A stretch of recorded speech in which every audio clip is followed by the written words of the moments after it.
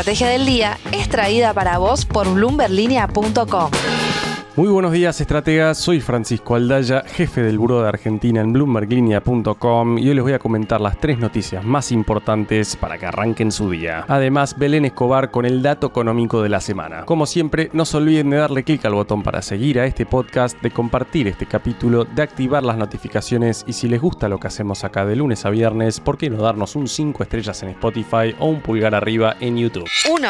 Hace una semana, Donald Trump exigía la rendición incondicional de Irán y hablaba de un cambio de régimen. Pero ayer publicó en su red social Truth Social que ordenó al ejército estadounidense suspender por 5 días los ataques contra plantas de energía e infraestructura petrolera, esto después de lo que describió como conversaciones muy buenas y productivas con autoridades iraníes. En conversación con CNBC, el mandatario republicano dijo que ahora está muy decidido a llegar a un acuerdo y que si la pausa funciona podrían resolver la guerra. De todas formas, aclaró que si no llegaran a un acuerdo al cabo de estos 5 días, los bombardeos continuarán. Según afirmó Trump, su yerno Jared Kushner y el enviado especial Steve Witkoff mantuvieron conversaciones el domingo con una persona de alto rango en Irán y dijo que Teherán aceptó que nunca tendrá armas nucleares. Trump también afirmó que el estrecho de Hormuz se abriría muy pronto y que podría quedar bajo el control conjunto de Irán y Estados Unidos. Sin embargo, Irán salió pronto a desmentir todo. Los medios estatales, citando a un funcionario de seguridad, dijeron que no hubo ni hay negociaciones y que con este tipo de guerra psicológica ni el estrecho de Hormuz volverá a sus condiciones previas ni habrá paz en los mercados energéticos. Ni hablar de que para las 16 horas y 22 minutos de Buenos Aires, el primer ministro Netanyahu declaró en la red social X que Israel seguiría atacando objetivos en Irán y Líbano. Recordemos que el fin de semana Irán había atacado el centro nuclear israelí de Dimona, además de la ciudad de Arad, dejando cientos de heridos. Eso como respuesta a un ataque a la instalación nuclear iraní de Natanz. Más allá de las idas y vueltas, la reacción del mercado ayer terminó siendo de alivio, al menos por ahora. El Brent se desplomó casi 10% hasta el entorno de los $97 y el S&P 500 subió 1,1%, el Dow 1,3% y el Nasdaq 1,2%. Los bonos del Tesoro americano a 10 años bajaron por su parte de 4,4% a 4,35%. Si se confirma una desescalada realmente, sería un punto de inflexión para los mercados globales y para la Argentina también, donde el conflicto viene complicando la baja del riesgo país tras el mínimo de 8 años que había tocado en enero. 2. Y hablando de puntos de inflexión, eso es justamente lo que está viendo GlobalX en la Argentina. Estamos hablando de la empresa que desarrolla ETFs y que maneja unos 100.000 millones de dólares. Entre sus productos está el ETF ARGT, el principal fondo cotizado con exposición a la Argentina. GlobalX publicó un informe en estos días con las principales conclusiones de los ejecutivos que mandó a la Argentina Week. Y entre ellas que Argentina parece haber ingresado en un punto de inflexión estructural tras décadas de volatilidad. Lo que más resaltaron es que por primera vez en la historia reciente la estabilización no nació de una crisis sino de una decisión política deliberada. Según los autores del documento, eso importa porque los ajustes argentinos siempre llegaron a la fuerza y nunca por convicción. También destacaron que el respaldo electoral de octubre reduce el riesgo yendo para adelante de un cambio de rumbo y que los sectores de energía, minería, agro, tecnología y servicios financieros posicionan al país para un nuevo ciclo liderado por el sector privado. Subrayaron además que el gobierno en 2 años estabilizó la economía sin default, sin hiperinflación y sin ruptura de contratos. Además, apuntaron a una mejora en el alineamiento geopolítico y la relevancia estratégica del país en las cadenas de suministro del hemisferio occidental. Las principales tenencias del ETF ARGT de GlobalX incluyen Mercado Libre con casi el 20%, YPF con 9,6%, Vista Energy con 7,9% y Galicia con 6,2%. Que una empresa de este calibre publique un informe titulado "Esta vez es diferente" después de haber asistido a la Argentina Week es una señal de que el mensaje del gobierno llegó al menos a una parte de la audiencia que buscaba.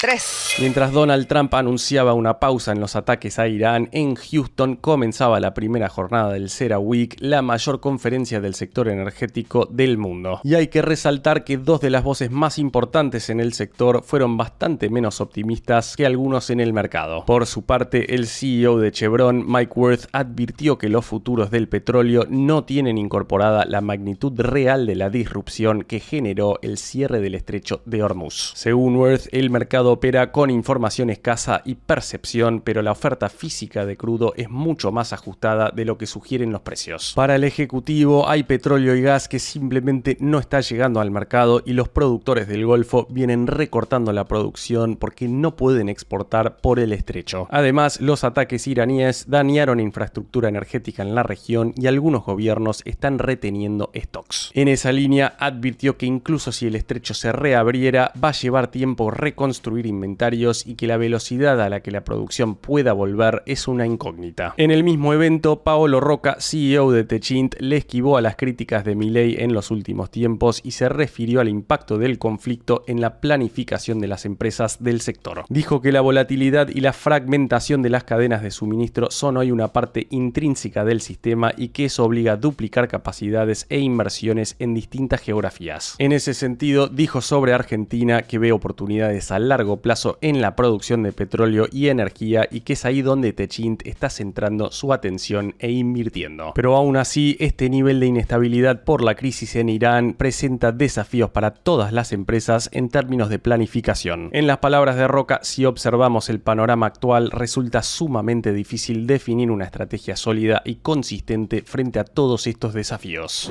Antes de pasar al dato económico, veamos rápidamente cómo cerraron los mercados ayer. El S&P Merval subió 2%, fue una jornada bien verde para las acciones argentinas en Wall Street, con subas de hasta 9,4% para Superbill y caídas de hasta 6,6% para Decoagro y 5,8% para Vista. Recordando que hoy es feriado en Argentina, pero no en Estados Unidos, los bonos en dólares operaron ayer con subas de hasta 1,7%, con el riesgo país cerrando en 608 puntos. El dólar blue quedó en 1.425, el MEP en 1.421 y el contado con liqui en 1.471. En cuanto al oficial, el mayorista va a abrir cerca de los 1.390,50 y el minorista en 1.410. En materia de tasas en pesos, la LECAP abril quedó en torno al 23% y la caución a un día cotizó por última vez a 13%. El Banco Central se tomó el no laborable de este lunes, por lo que no hubo compra de dólares y las reservas brutas van a abrir cerca de los 43.808 millones de dólares. En materia de los commodities que le importan a la Argentina, el Brent se desplomó 10% para quedar en torno a los $96, el maíz cayó 1%, la soja subió 0,3% y el gas natural cayó 5,6%.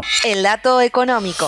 Y ahora, Belén Escobar, contanos por favor qué dato nos traes esta semana. Y esta semana nos toca hablar de consumo porque hay datos que dan cuenta sobre lo que ocurrió en 2025, pero también sobre lo que pasó en la primera etapa de este año. En principio, se trata de un panorama con señales mixtas, con números que crecen y otros que se enfrían, con un consumo que fue motor, pero que hoy muestra dudas. En 2025, el consumo privado empujó la actividad. Fue uno de los pilares del crecimiento. La economía logró expandirse y gran parte de esa mejora se explicó por el gasto del sector privado. Sin embargo, en el inicio de 2026 aparecen caídas en indicadores clave que habrá que seguir de cerca. A través del dato económico de la semana, te cuento que según el INDEC, el consumo privado muestra un panorama heterogéneo, porque tuvo un aumento interanual del 7,9% durante el año pasado, pero en supermercados, durante enero de este año, hubo una caída de 1,2% interanual, aunque también bajó en la medición mensual. Sobre esta situación, el economista de Banca Rino ve lo siguiente. Bueno, cuando uno mira los datos de consumo parece haber una paradoja, ¿no? Porque tomando las ventas de supermercados, por ejemplo, y comparando 2025 con 2023, hay una caída fuerte del 10% entre esos 2 años que parece no repuntar, ¿no? Sin embargo, el consumo privado, según indica el INDEC, está en su nivel máximo histórico en términos reales, es decir, ha crecido contra el 2024, ha crecido contra el 2023. Pero bueno, esa paradoja o esos datos que parecen contradictorios, creo que tienen una explicación, ¿no? Por un lado, el consumo en supermercados se ve castigado porque tenemos que pagar más de tarifas de servicios públicos, de luz, de gas, una vez que se ha decidido terminar con una política que era una política de populismo energético, donde las tarifas estaban fuertemente subsidiadas y pisadas, ¿no? Y eso nos generaba la posibilidad de de tener un consumo muy alto en otros bienes. Además, cuando tenés mucha inflación, la gente, o sea, el horizonte de planificación no es muy largo y nuestros consumos, vos te sacas la plata de encima comprando en parte en el supermercado, con lo cual hoy hay menos inflación y hay que pagar más de tarifas. Eso le pega directamente a lo que pasa en los supermercados o al consumo masivo y consumo minorista. Pero cuando uno mira los números de venta de autos o escrituras en la ciudad de Buenos Aires, como un proxy de lo que pasa en el mercado inmobiliario, están las escrituras 70% arriba, las ventas de concesionarios en autos están 40% arriba contra el 2023, y la explicación ahí es que se ha reactivado el crédito, ¿no? O sea, el crédito privado a personas físicas entre el 25 y el 23 creció 68% en términos reales, y el crédito hipotecario se triplicó. Entonces, bueno, sí, la gente ha sacrificado consumo masivo, consumo en supermercados, consumo minorista, pero dado que ahora el horizonte de planificación es más largo y han bajado las tasas de interés y ha bajado la inflación, muchos están tomando deuda para aumentar su consumo de bienes durables, ¿no? Y eso es lo que explica principalmente por qué el consumo, a pesar de la caída en venta del supermercado, el consumo privado está en su nivel máximo. La frase del día. Antes de irnos, escuchemos lo que dijo el CEO de Chevron, Mike Wirth, ante 10.000 personas en el CERAWeek en Houston sobre la Argentina y vaca muerta. La geología de Argentina y su progreso es excelente. El desafío estaba por encima del suelo en su entorno de inversiones. Durante la presidencia de Javier Milei, esos temas fueron abordados sistemáticamente y estamos viendo un progreso real. Chevron invierte en vaca muerta desde el 2013 y produce 60.000 barriles diarios en el país. Esto fue un nuevo capítulo de la Estrategia del Día Argentina. Yo soy Francisco Aldaya, jefe del Buró de Argentina de Bloomberg Línea, y me podés seguir en X en @franaldaya. No se olviden de darle clic al botón para seguir a este podcast y a la campanita para que se enteren al instante cada vez que sale un capítulo de lunes a viernes. Espero que tengas una gran jornada productiva. Esto fue La Estrategia del Día Argentina, escrito y narrado por Francisco Aldaya. Producido por Arturo Luna y Daniel Hernández. Que tengas un día muy productivo.